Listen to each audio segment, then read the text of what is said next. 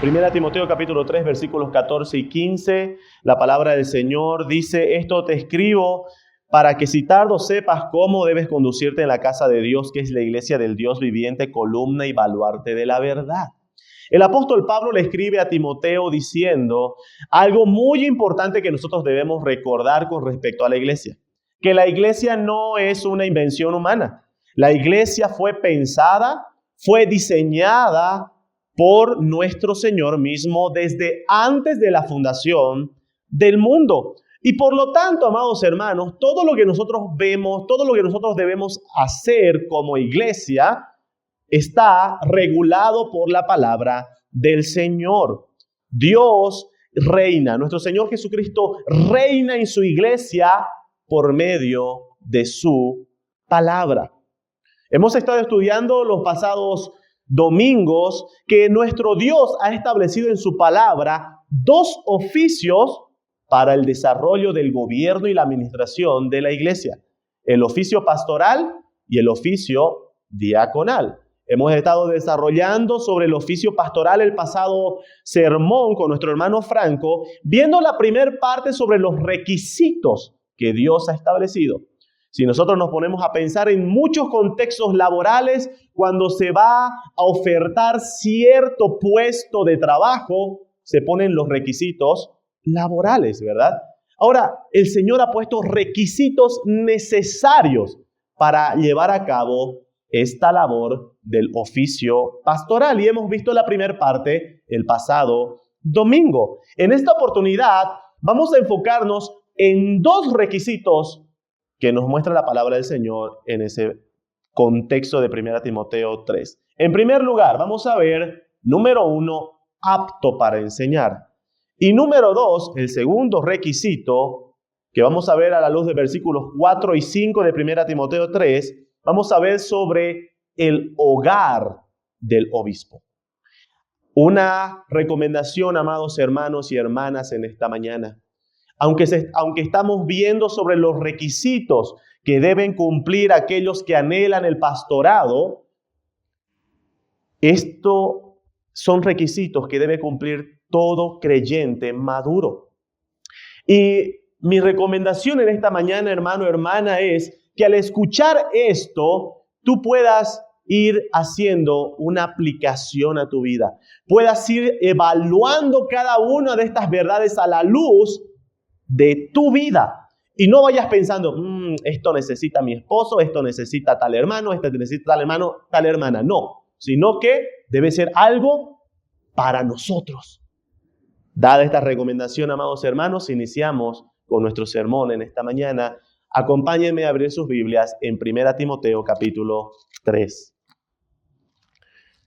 1 Timoteo capítulo 3, el pasaje que dio lectura a nuestro hermano Jorge. Dice versículo 2 en adelante: pero es necesario que el obispo sea irreprensible, marido de una sola mujer, sobrio, prudente, decoroso, hospedador, apto para enseñar, no dado al vino, no pendenciero, no codicioso de ganancias deshonestas, sino amable, apacible, no avaro. El requisito que vamos a ver hoy es el requisito de apto para enseñar. Y es muy interesante, amados hermanos, cuando vemos el tema de los requisitos para el obispado, porque estoy seguro que si el liderazgo fuera evaluado según nuestro criterio personal, muchos de nosotros seríamos tentados a seguir la lógica del mundo para poder nombrar a sus líderes, cayendo quizás en el error del profeta Samuel cuando fue enviado por Dios para ungir a quien sería el nuevo rey de Israel. Y Samuel vio a los hijos de Isaí, empezó a ver a sus hijos más grandes y fuertes. Pero Dios le deja en claro algo, que Dios no ve externamente como ve el hombre, sino que Dios ve el corazón. Estoy seguro que si nosotros dependiera de nuestro criterio elegir el liderazgo, cometeríamos el mismo error del profeta Samuel. Valoraríamos más el carisma, la presencia en el escenario, la capacidad de dirigir o altos estudios académicos. Pero en estos versículos, amados hermanos, que acabamos de leer, versículos 2 y 3, que estuvimos estudiando con nuestro hermano Franco, los requisitos que Dios establece para el liderazgo en la iglesia son requisitos sobre un carácter piadoso. Carácter piadoso. Estos requisitos hacen un énfasis sobre el carácter del obispo, excepto uno. Uno de estos requisitos que hemos leído desde el versículo 2 y 3 no hace referencia específicamente al carácter, sino que es el único requisito que hace referencia a la aptitud o cierta capacidad que debe tener el obispo para algo. Y este es el requisito de ser apto para enseñar. Así que para poder ver este primer punto, primero permítanme aclarar lo que no significa ser apto para enseñar. Ser apto para enseñar, en primer lugar, no significa que esta es la única función ministerial de los pastores. Podríamos llegar a pensar, es la única cualidad de aptitud o don que se menciona en 1 Timoteo 3, entonces eso debe significar que es la única función de los pastores predicar o enseñar. Hermanos, no es la única función de los pastores, sino que la palabra del Señor nos va a mostrar que aunque no es la única función, sí nos va a mostrar que es una de sus principales funciones de los pastores. Richard Baxter, en su libro El Pastor Reformado, dice lo siguiente con respecto a la labor de los pastores y ministros. Dice, un ministro, hablando de los pastores, no ha de ser simplemente un predicador público, sino que ha de ser conocido por las almas que cuida como un consejero. Así que, amados hermanos, al ver esto de apto para enseñar, nos olvidemos que la única función de un pastor en la iglesia debe ser enseñar. No.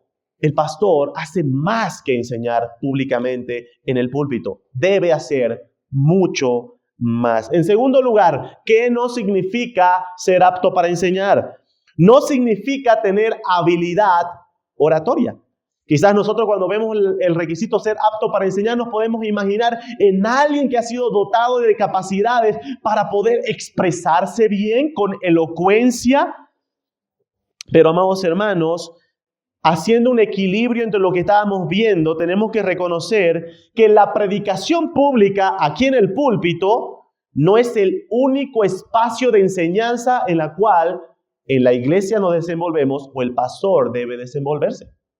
No es el único espacio de enseñanza, el púlpito, sino que el pastor debe estar apto para enseñar tanto a nivel público como también hacerlo de forma privada a través de la consejería e instrucción de discipulados. Así que, hermanos, no significa ser apto para enseñar tener una gran capacidad oratoria. Pero, ¿qué significa, hermanos, este requisito? ¿Qué significa ser apto para enseñar? William Hendrickson, en su comentario sobre este pasaje, dice lo siguiente con respecto a ser apto para enseñar. Ser apto para enseñar significa integridad doctrinal.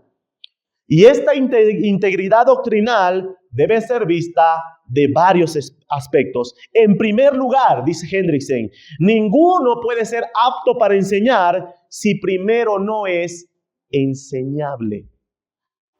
Si primero no es enseñable. Quiero que me acompañen en sus Biblias a 2 Timoteo capítulo 2, versículo 2. 2 Timoteo, capítulo 2, versículo 2. La palabra de Dios dice: lo que has oído de mí ante muchos testigos, esto encarga a hombres fieles que sean idóneos para enseñar también a otros. Algo que remarca el apóstol Pablo en este versículo es que antes que Timoteo enseñe a otros hombres fieles, Timoteo primero fue enseñado por alguien. Por eso Pablo le dice: lo que has oído de mí. ¿Qué está diciendo Pablo? Tú recibiste una enseñanza primero, antes de que tú puedas enseñar a otros. Vamos a 2 Timoteo capítulo 3, versículo 14. Segunda Timoteo capítulo 3, verso 14 dice, pero persiste tú en lo que has aprendido y te persuadiste, sabiendo de quién has aprendido. Amados hermanos, Timoteo, antes de que él pueda ir y enseñar a otros, Timoteo primero tuvo que aprender de otros. Amados hermanos, ser apto para enseñar empieza con un carácter de alguien que primeramente es enseñable. Enseñable. Si tú, amado hermano, hermana, no te dejas enseñar, eso significa que no eres apto para enseñar a otro. No eres apto. No estás preparado para enseñar a otros si primeramente tú no te dejas enseñar.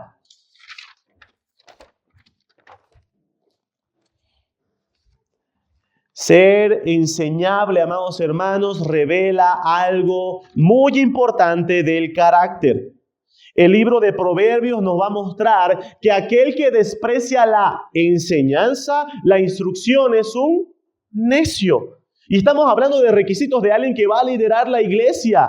¿Cómo puede liderar la iglesia a alguien que la palabra del Señor lo va a calificar como necio? Por ejemplo, Proverbios capítulo 1, versículo 7.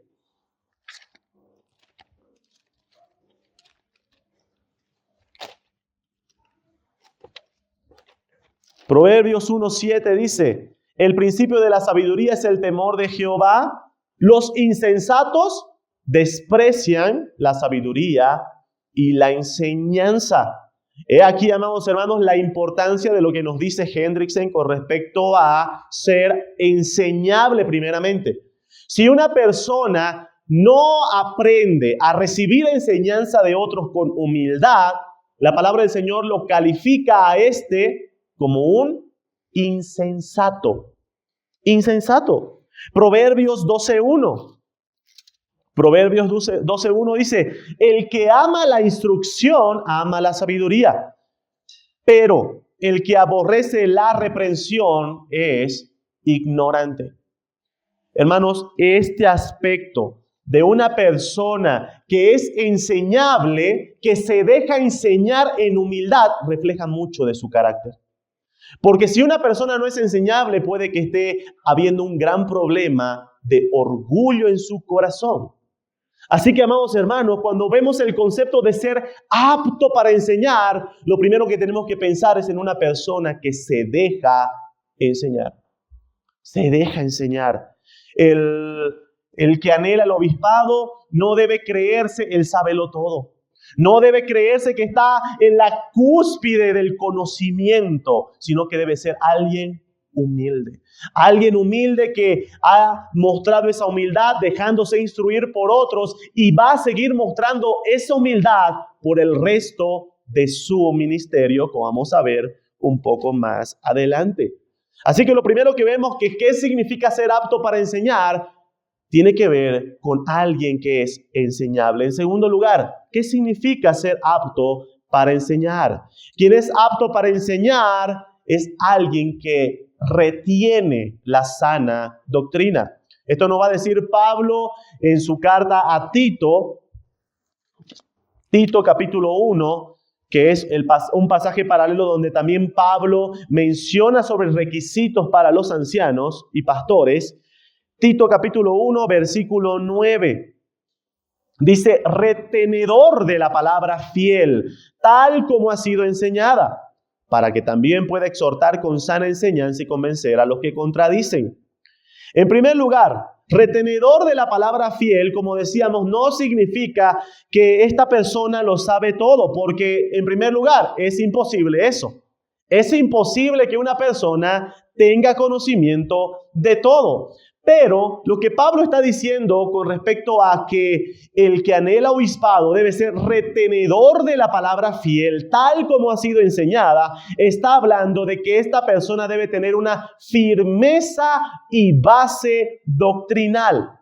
Este requisito muestra que esta persona no se es llevada por cualquier viento de doctrina.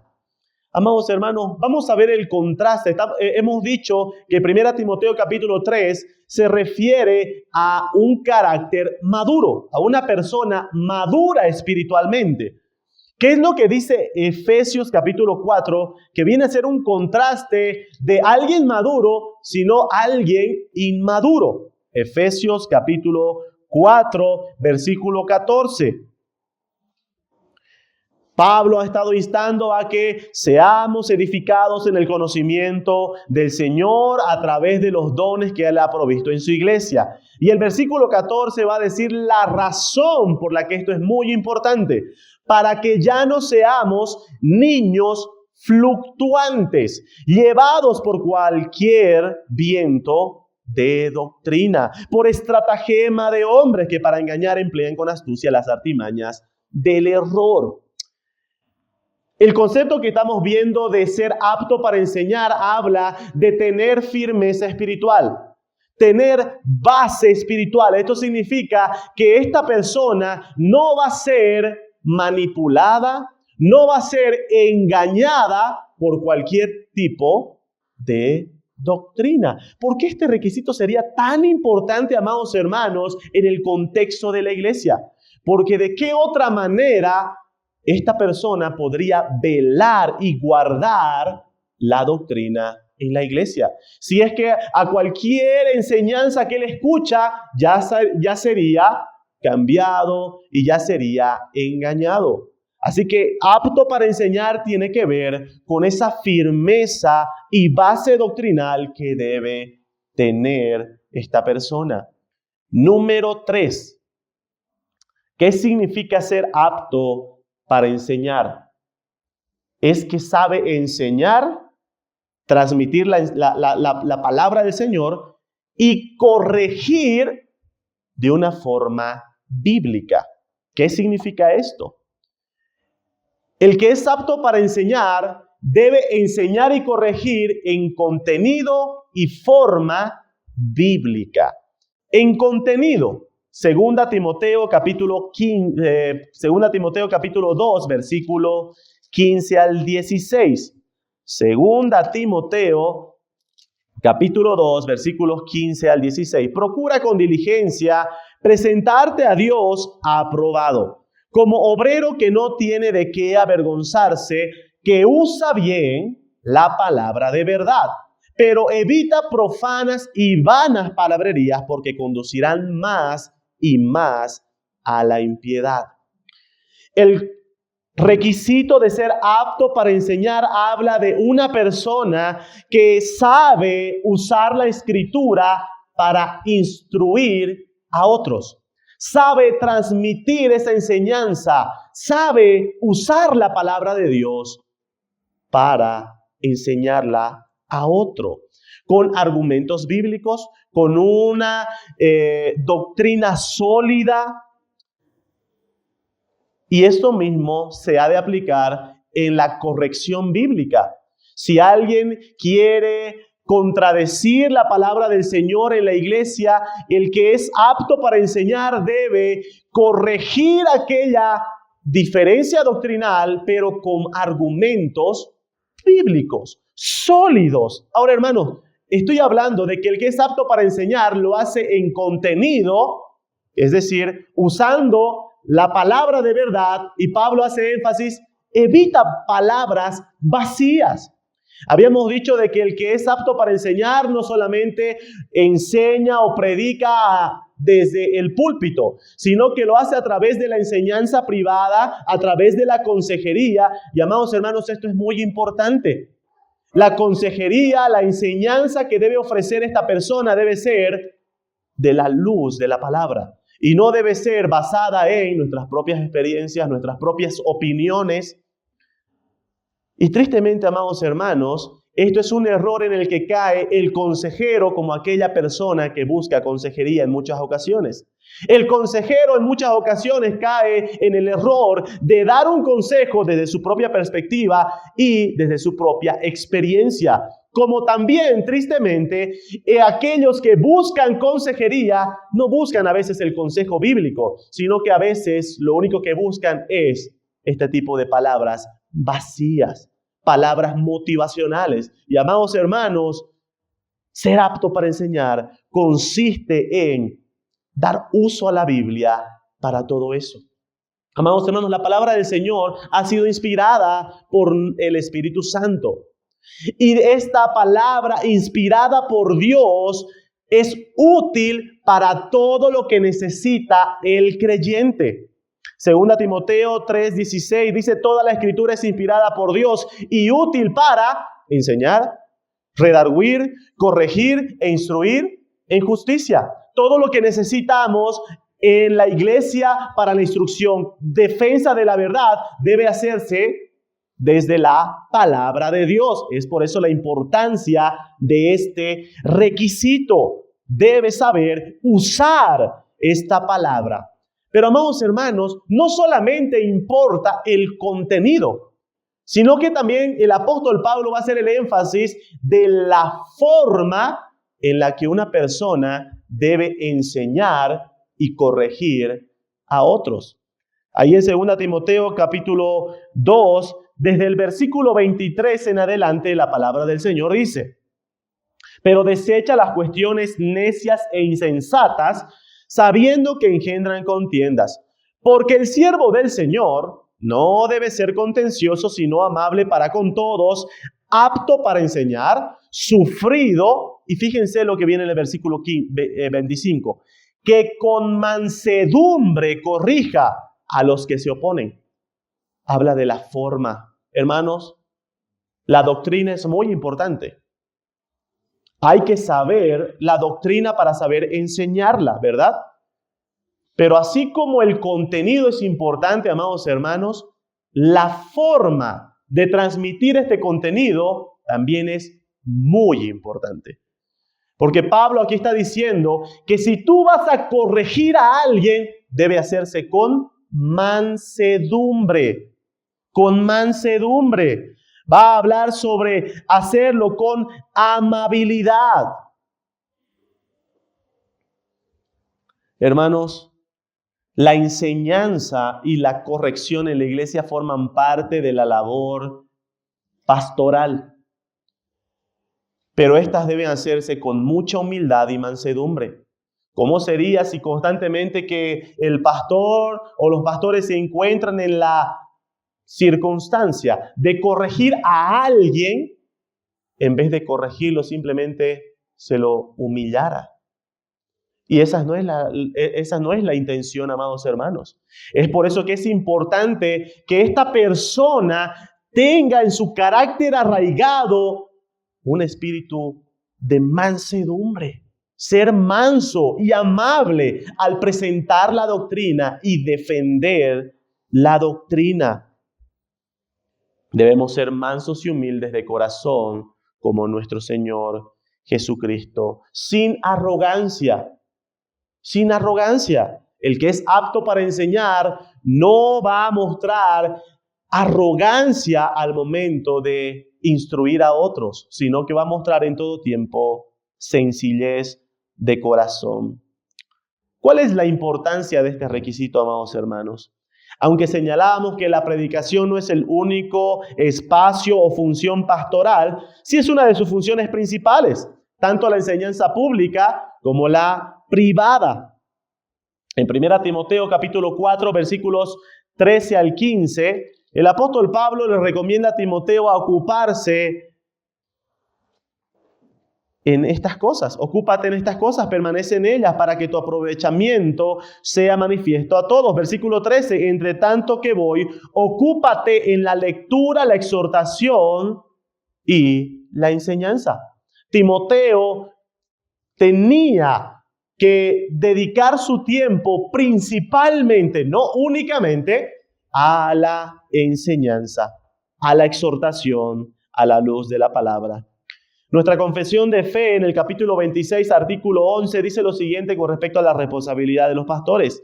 La responsabilidad de los pastores debe ser estar constantemente dedicados a la predicación de la palabra.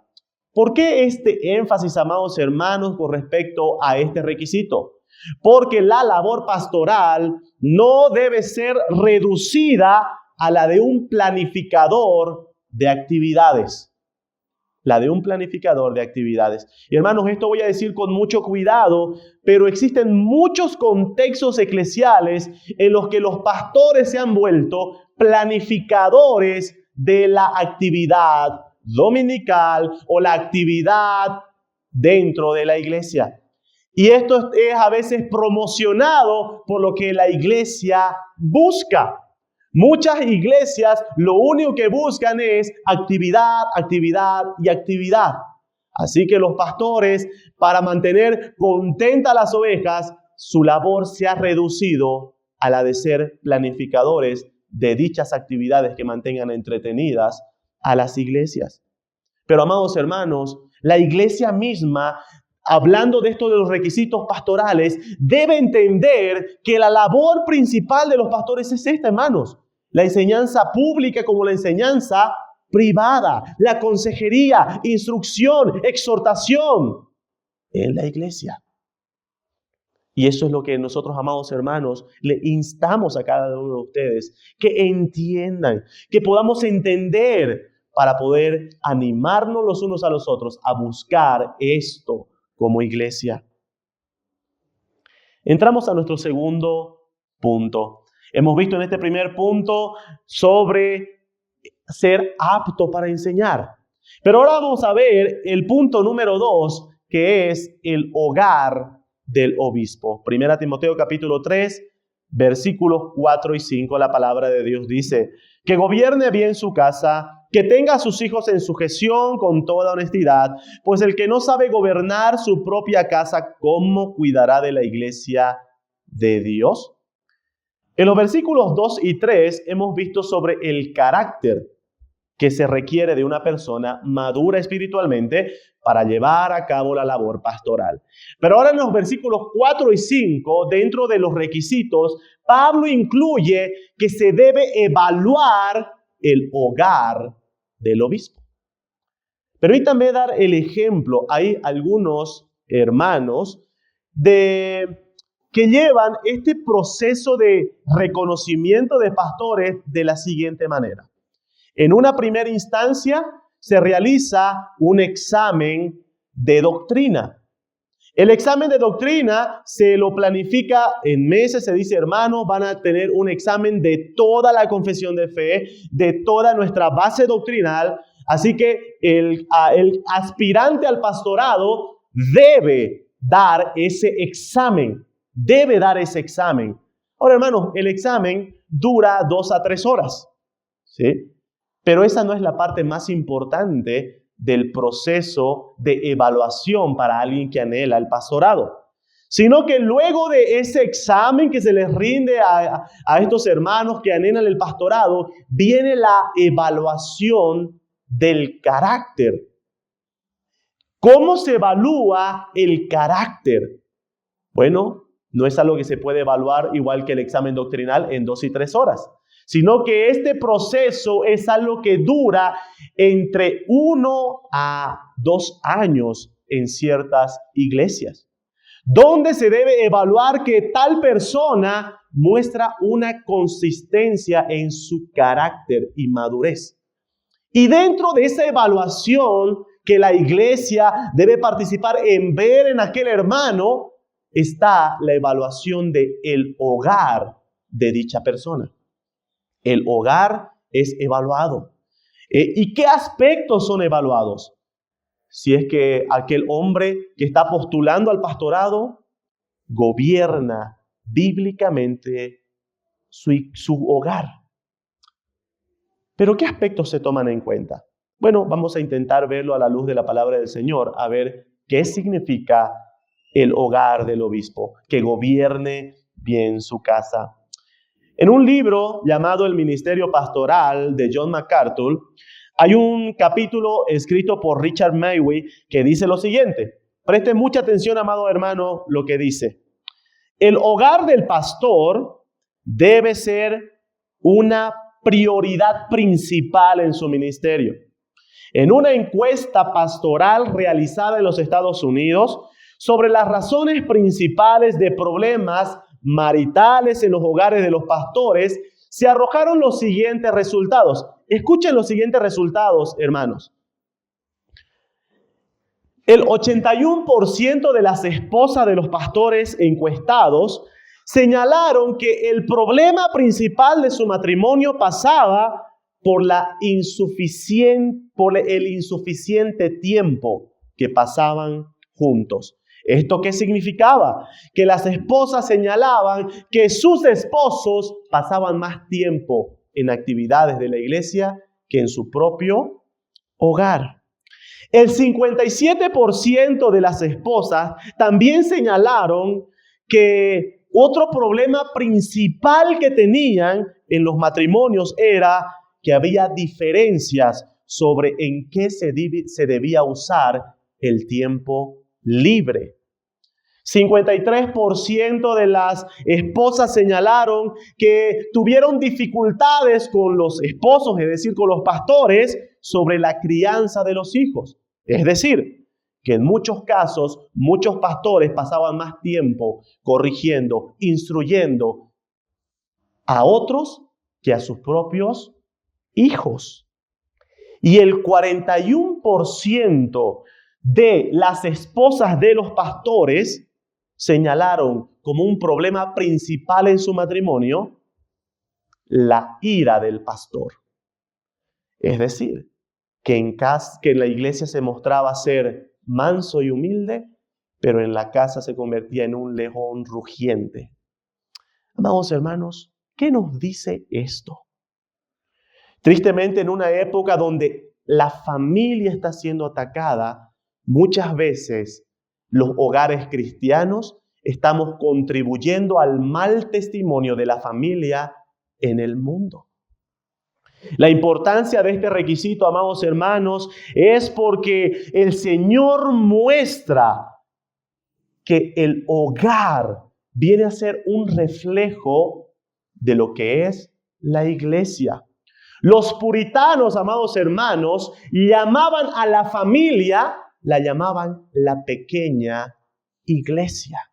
La pequeña iglesia, donde el esposo, donde el padre debía funcionar como el pastor de esa pequeña iglesia. ¿Saben cuál era el título de esta encuesta que fue publicada en una revista? El título era: ¡Cuidado! El ministerio en la iglesia puede ser peligroso para tu matrimonio. Amados hermanos, tristemente, aunque esto puede sonar duro, tristemente es la realidad de muchas familias en la iglesia. Que nos vemos desenvueltos y sirviendo y haciendo todo aquí en la iglesia. Pero la pregunta es, ¿cuánto nos esforzamos y cuánto trabajamos de igual manera para el buen funcionamiento de la pequeña iglesia, que es tu familia? Tu familia. El hogar del obispo es de mucha importancia, amados hermanos. Tanto que Pablo le dice a Timoteo, fíjense lo que dice el versículo 5, 1 Timoteo 3:5. Pues el que no sabe gobernar su propia casa, ¿cómo cuidará de la iglesia de Dios?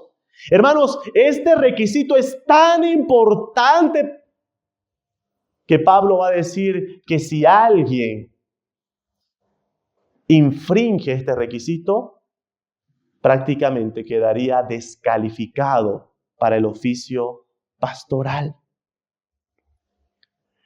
¿Qué aspectos nos invita el apóstol Pablo a evaluar del hogar de esta persona? En primer lugar, nos va a llevar a dos cosas. Número 1, debe gobernar bien su casa. Número 2, debe tener a sus hijos en sujeción. ¿Qué significa eso? Vamos a verlo. Inciso A, que gobierne bien su casa. Voy a hacer énfasis en esto y ahorita voy a explicarlo. Debe gobernar bien su casa. ¿Qué significa esto? John Piper señala lo siguiente sobre la palabra gobernar. La palabra gobernar literalmente significa hacer frente, liderar, como aquel que está adelante de su familia para guiarla y protegerla. Eso es lo que la palabra gobernar significa. Por lo tanto, amados hermanos, gobernar no significa tener señorío.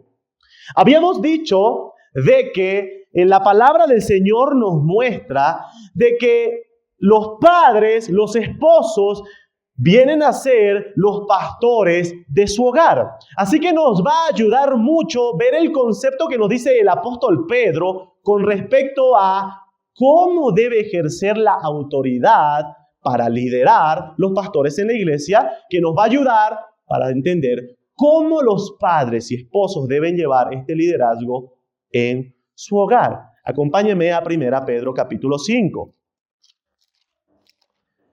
1 Pedro capítulo 5, versículo 2 en adelante dice: apacentad la grey de Dios que está entre vosotros, cuidando de ella, no por fuerza, sino voluntariamente, no por ganancia deshonesta, sino con ánimo pronto. Versículo 3, no como teniendo señorío sobre los que están a vuestro cuidado, sino siendo ejemplos. Esta misma realidad, hermanos, es aplicada para el hogar. ¿Cómo entendemos que el varón, y ahorita vamos a ver a la luz de la palabra cómo Dios ha encomendado al varón esta labor, cómo el varón debe gobernar sin ejercer señorío? El apóstol Pablo nos va a dar un consejo fundamental: siendo ejemplos. Siendo ejemplos. Si una persona lidera sin ser ejemplo, no está gobernando bíblicamente, sino que está ejerciendo señorío, tanto en su hogar como también puede ser en la iglesia. Amados hermanos, Dios, como parte de su diseño, desde la creación ha puesto al hombre como cabeza del hogar para liderar, proveer y cuidar a su familia. Pero tristemente, amados hermanos, cuando vemos la figura de la creación en Génesis 1, Génesis capítulo 2, no tenemos que avanzar mucho para encontrarnos con Génesis 3, la caída del hombre. Y dentro de la caída del hombre, la entrada del pecado al mundo, vinieron las consecuencias del pecado. Génesis capítulo 3, versículo 16, muestra una de las consecuencias que ha dañado grandemente a las familias a lo largo de toda la historia. Génesis capítulo 3, versículo 16. Dios está mostrando cuáles serían las consecuencias del pecado y se dirige a la mujer diciendo: multiplicaré en gran manera los dolores en tus preñeces. Con dolor darás a luz los hijos. Y tu deseo será para tu marido, y él se enseñoreará sobre ti. Amados hermanos, Dios le dice a la mujer, como una de las consecuencias de la caída en el pecado, que la mujer anhelaría asumir el rol de liderazgo que le fue encomendado al varón. Es algo que a través de la historia y mucho más en el presente podemos verlo a la luz del feminismo, ¿verdad? Cómo la mujer anhelaría asumir aquel rol de liderazgo otorgado al varón. Pero también, amados hermanos, Dios señala como parte de esa consecuencia sería que el hombre, en vez de gobernarla sabiamente, en vez de guiarla, protegerla y cuidarla y amarla, el varón iba a enseñorearse sobre ella. ¿Qué significa? Que iba a gobernarla con tiranía. La palabra esa que vemos en el versículo 16 que dice: y él se enseñoreará sobre ti. Enseñorear tiene la idea de gobernar con tiranía, algo que tristemente también a lo largo de la historia hemos visto a la luz del machismo. Amados hermanos, estas dos figuras han destruido a las familias, tanto el feminismo como el machismo. Así que, amados hermanos, cuando vemos el concepto de lo que Pablo está diciendo, que se debe observar en el hogar de este hombre maduro que anhela el obispado, Pablo dice que debe gobernar y hace un énfasis, debe gobernar bien. No como el hombre según su naturaleza pecaminosa, con tiranía. Debe gobernar bien. Ahora, hermanos, ya hemos visto qué significa gobernar mal, ¿verdad? Gobernar mal es gobernar con tiranía, esa actitud machista de imposición, esa actitud que tristemente ha humillado a la mujer durante mucho tiempo a lo largo de toda la historia. Pero, ¿qué significa gobernar bien? Gobernar bien es hacerlo según los preceptos de la palabra de Dios. ¿De qué manera se ve un hombre que gobierna bien su casa? Número 1. Un hombre que gobierna bien su casa es un líder espiritual para su familia. Esto significa que asume la responsabilidad de instruir tanto a sus hijos como también a su esposa. El varón, amados hermanos, como líder espiritual del hogar, debe asumir la responsabilidad de la instrucción espiritual tanto a los hijos como también a la esposa. Tenemos pasajes, por ejemplo, como Deuteronomio capítulo 11, versículo 19, donde se manda que debían instruir y enseñar a los hijos en el hogar. Pero a veces no tomamos en cuenta la responsabilidad que tenemos los esposos de instruir y guiar espiritualmente a nuestra esposa. 1 Corintios capítulo 14, versículo 35. 1 Corintios capítulo 14, versículo 35 dice, obviamente el contexto está hablando de otra cosa, hermanos, ¿sí? Por ejemplo, versículo 34 en adelante, vuestras mujeres callen en las congregaciones porque no les es permitido hablar, sino que estén sujetas como también la ley lo dice. Y si quieren aprender algo, pregunten en casa a sus maridos. Amados hermanos, es responsabilidad del varón, es responsabilidad del esposo asumir el liderazgo de enseñar a su esposa. El ejemplo que encontramos más grande sobre esto es lo que el apóstol Pablo va a decir a los efesios, ilustrando que en el matrimonio se ve lo que Cristo hace con su iglesia. Efesios capítulo 5.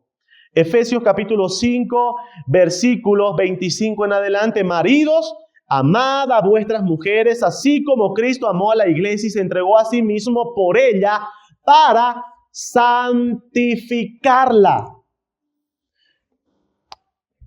Cristo santifica a su iglesia. Nos preguntamos cómo lo hace. Juan capítulo 16 nos va a decir que lo hace a través de la palabra. Ahora el apóstol Pablo está diciendo que esta misma labor deben realizar los esposos con sus esposas.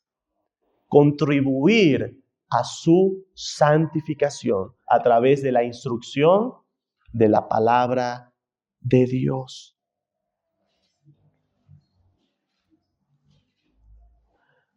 Y fíjense cómo el versículo 27 da un peso de responsabilidad. Dice, a fin de presentársela a sí mismo una iglesia gloriosa que no tuviese mancha ni arruga ni cosa semejante, sino que fuese santa y sin mancha. Amados hermanos, varones que estamos reunidos en este lugar, tenemos la gran responsabilidad delante del Señor de ser líderes espirituales en casa. Como veíamos, siendo ejemplos y ahora instruyendo a través de la palabra del Señor. William Gurnall, en el libro Teología de la Familia, señala lo siguiente: cada padre tiene que cuidar de las almas que le corresponden, porque él es profeta, rey y sacerdote de su casa. Y de estos cargos surge su deber. Es profeta porque debe enseñar e instruir a su familia. Es rey porque debe gobernar a su familia en el temor de Dios y declarar como Josué: yo y mi casa serviremos a Jehová. Y es sacerdote porque debe ofrecer constantes sacrificios de oración por su familia. Hermanos, ¿cómo se ve un hombre que gobierna bien su casa? Seguimos viendo. Siguiente inciso. Es un hombre que provee para los suyos. Primera Timoteo capítulo 5, versículo 8. Primera Timoteo 5:8, porque si alguno no provee para los suyos y mayormente para los de su casa, ha negado la fe y es peor que un incrédulo. Les mencionaba una encuesta anteriormente, ¿verdad, hermanos? El 70% de los matrimonios señalaron que un conflicto personal y principal en el matrimonio era a raíz del dinero en el hogar. Y hermanos, estoy seguro que esta encuesta puede ser bien aplicada no solamente en el contexto de los matrimonios de los pastores, sino que estoy seguro que podría incrementarse aún más el porcentaje si hiciéramos la encuesta a nivel general. Problemas matrimoniales a raíz de el dinero, el sustento del hogar. Bueno, la palabra del Señor nos dice: un verdadero líder del hogar, aquel que gobierna bien su casa, debe proveer para los suyos. Pero hermanos, aquí quiero hacer una aclaración para encontrar un equilibrio. La provisión para los suyos debe ser basada en las necesidades del hogar, no en las exigencias lujosas que podemos llegar a tener. Tristemente, amados hermanos, esto es importante aclararlo, porque hoy en día llamamos necesidad a lo que no es necesidad. En cambio, la palabra del Señor nos dice que el varón debe proveer para lo necesario. ¿Y por qué hago esa aclaración, hermanos? Porque, amadas hermanas, esposas, tengamos cuidado de estar exigiendo aquellas cosas que no son necesidad. Y esto es muy importante porque puede estar generándose conflictos matrimoniales por dinero, por cosas que exigimos que no son de necesidad. No solamente uno que gobierna bien su casa debe ser un proveedor material para el hogar, sino que debe ser un proveedor espiritual en el hogar. Es decir, el padre debe proveer espacios para la espiritualidad de los suyos. Debe proveer un devocional familiar. Debe proveer una iglesia para que su familia pueda congregarse constantemente. Debe proveer libros. Debe proveer instrucción, consejos. Amados hermanos, eso forma parte de gobernar bien su casa. Hemos dicho cómo se ve, amados hermanos, alguien que gobierna bien su casa, alguien que no ejerce su gobierno con señorío, sino que lo hace siendo primeramente ejemplo de piedad. Alguien que asume su responsabilidad de instruir en el hogar tanto a los hijos como también a su esposa. Hemos dicho que es alguien que asume la responsabilidad de proveer lo material como también lo espiritual en la familia, que gobierne bien su casa. Segundo inciso, amados hermanos, volvemos a 1 Timoteo capítulo 3, versículo 4, que gobierne bien su casa, que tenga a sus hijos en sujeción con toda honestidad. Ha habido un poco de confusión en relación a esta parte del requisito, cuando dice que tenga a sus hijos en sujeción. Y esto a raíz de una mala interpretación que se ha hecho del pasaje paralelo de los requisitos que se encuentran en Tito capítulo 1. Quiero que me acompañen a Tito capítulo 1, versículo 6. Tito capítulo 1, versículo 6 dice: el que fuere irreprensible, marido de una sola mujer, y tenga hijos creyentes que no estén acusados de disolución ni de rebeldía. Algunos han interpretado que tener hijos en sujeción, a la luz de lo que dice Tito, significa que todos sus hijos deben ser cristianos, deben estar en la fe. Pero esto, amados hermanos, no es una interpretación correcta. En primer lugar, ¿por qué? Porque la salvación de todos los hijos es algo que está fuera del alcance de nuestras manos. No existe ningún ser humano que pueda tener el control de garantizar y asegurar la salvación de todos sus hijos. Así que el requisito, entender de que tenga hijos creyentes, significa que todos sus hijos tienen que ser cristianos, no es algo posible, porque nosotros no podemos, no tenemos el poder para hacer eso. La salvación, ¿a quién le pertenece? Únicamente a Dios, no a nosotros. En segundo lugar, ¿por qué razón esta interpretación no es aceptable? Bueno, otros traductores prefieren usar, en vez de la palabra creyentes, prefieren usar la palabra fieles. Fieles. Y esto tiene que ver con lo que Pablo, al finalizar el versículo 6, dice: que sean hijos que no sean acusados de rebeldía. Rebeldía. ¿Qué es lo que está refiriéndose entonces este pasaje al decir que tenga hijos en sujeción? Es que los hijos de una persona que gobierna bien su casa no deben ser hijos rebeldes y desobedientes.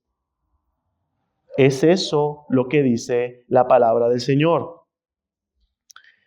Pero en este contexto, amados hermanos, así como decíamos de que gobierne está acompañado de el énfasis bien, cuando el apóstol Pablo dice que tenga a sus hijos en sujeción, también va acompañado de una cláusula importante de forma.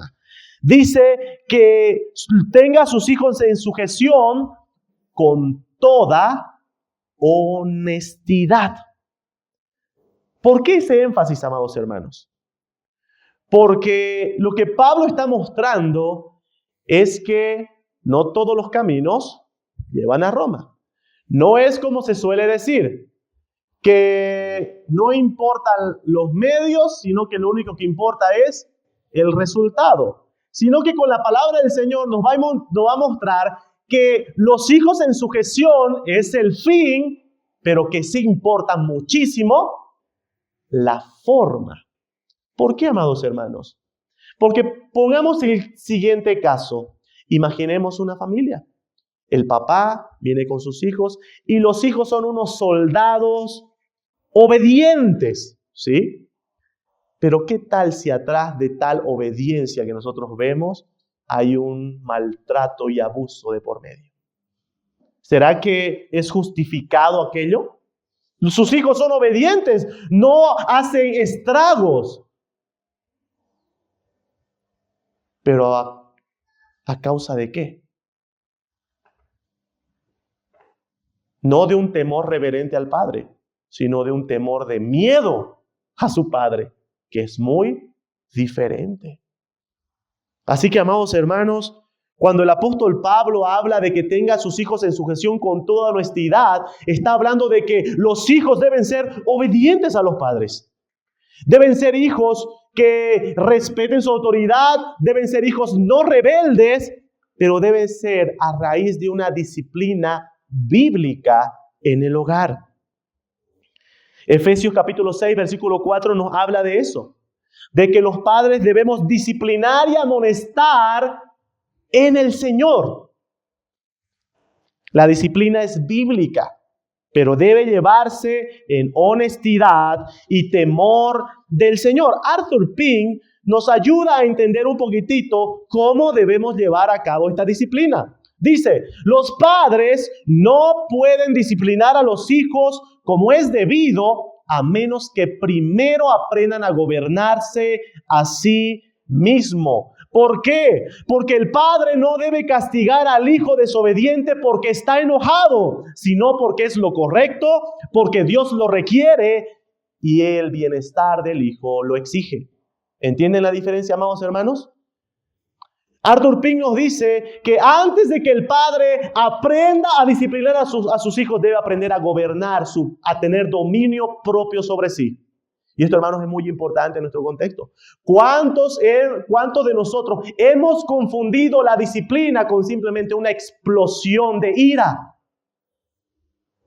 Hermano, hermana, si tú a tu hijo lo corriges cuando estás enojado, enojada, ten cuidado que no estés corrigiendo y que simplemente estés sacando tu ira. Y estés tomando a tu hijo como un medio por el cual puedes liberar todo tu enojo. Arthur Pink nos dice, no. Lo primero que debe aprender aquel que gobierna bien su casa, debe aprender a tener dominio propio. Hermano, no actuemos con ira ante nuestros hijos. Si el hijo es desobediente y tú tienes esa lucha con la ira, tómate un tiempo. Cálmate, hermano, hermana. Cálmate antes de aplicar cierta corrección a tu hijo. Cálmate. Y luego hazlo. Pero ya sabiendo lo que estás haciendo, porque vas a saber medir tus palabras, vas a saber medir tu fuerza, vas a saber medir bien el contexto en lo que vas a hacer todo. Oh, amados hermanos, ¿cuántos hijos han sido dañados por la ira explosiva de padres y madres? Y es por eso muy importante que aprendamos a tener dominio propio. En segundo lugar, ¿cómo se debe llevar la autoridad, la disciplina en el hogar? Acompáñenme a ver un ejemplo en Génesis capítulo 18, amados hermanos. Génesis capítulo 18, versículo 19.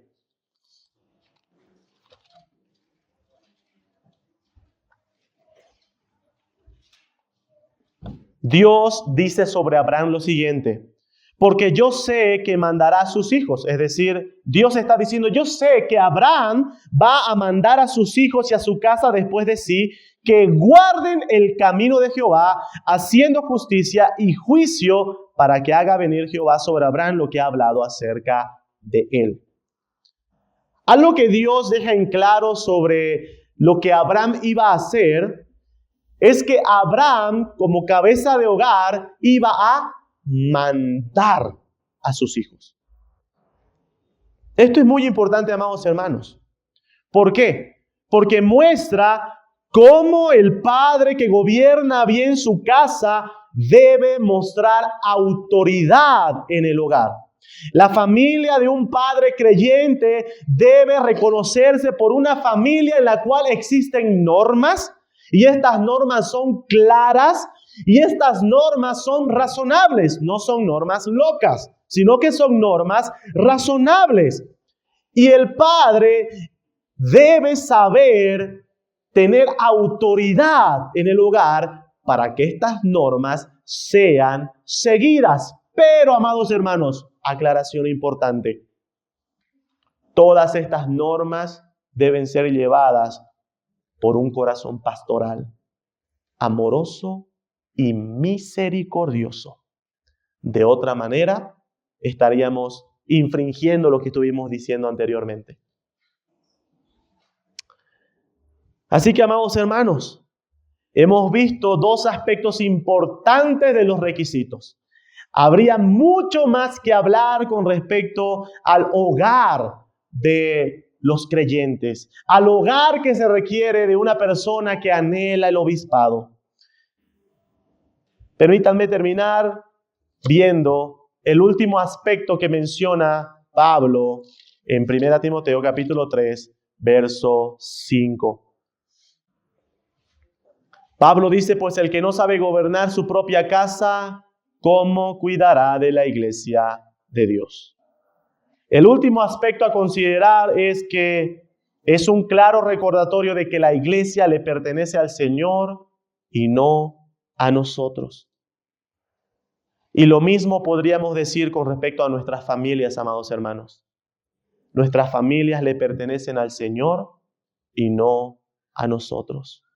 La palabra del Señor dice que los hijos son herencia de Jehová. Hermano, hermana, la labor que se te ha designado es la de ser un administrador en tu hogar. Tú no eres dueño de nada. Todo le pertenece al Señor. Y debes asumir esta responsabilidad con todo temor y temblor, como aquellos que van a dar cuenta de su labor. Papá, mamá, vas a dar cuenta delante del Señor cómo estás llevando tu familia. La familia que el Señor te ha concedido. Así como los pastores en algún momento darán cuenta de las almas que se le ha encomendado para pastorear, cabeza de hogar, hermano, quizá hermana, que en algún contexto tú te encuentras liderando sola tu casa. Déjame decirte que vas a dar cuenta delante del Señor cómo estás haciendo. ¿Estás haciendo según tu criterio, tus propios pensamientos? ¿O estás liderando a la luz de la palabra del Señor? Permítame terminar con aplicaciones importantes. Tú no vas a saber enseñar a tus hijos si primeramente no eres enseñable. ¿Se acuerdan lo que decíamos de ser apto para enseñar? Tu labor como papá, mamá, en el hogar es enseñar a tus hijos. Hermano, tu labor como papá y esposo es enseñar a tus hijos y a tu esposa. Pero tú no vas a saber enseñar si primeramente no eres enseñable. Si primeramente no te dejas enseñar por el Señor mismo. En segundo lugar, en este tiempo de ataque a las familias, oremos para que el Señor forme de aquellas personas que congregan en este lugar familias alineadas a la palabra de Dios. Necesitamos hombres y mujeres dispuestos a seguir los principios bíblicos y no lo que el mundo nos ofrece. Y como última aplicación,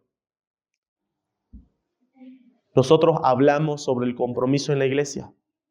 Y nuestro anhelo más grande, amado hermano, hermana, es que cada uno de los que están aquí puedan asumir un compromiso firme de servir en los ministerios de la iglesia. Pero no descuidemos a nuestras familias, que son nuestro principal ministerio. No descuidemos a nuestras familias, que son el principal ministerio. Asumamos esta responsabilidad que el Señor nos ha dado con mucho temor y temblor. Y último grupo al que me puedo referir. Quizás hay algunos que aún no han conformado una familia aparte, no se han casado, no tienen hijos. Y tú puedes decir, ¿y esto a mí qué? Tú como hijo, hija, debes entender que estás llamado a honrar a tus padres, porque esto es bueno delante del Señor. Honra a tus padres. Sé enseñado por tus padres. Sujétate a tus padres en temor a Él. Y también oren para que el Señor ponga en sus corazones un deseo genuino de que si el Señor les concede más adelante conformar familias, que esta etapa en la cual se encuentran sea una etapa de formación para que puedan ser esposos, esposas, padres y madres a la luz de la palabra de Dios.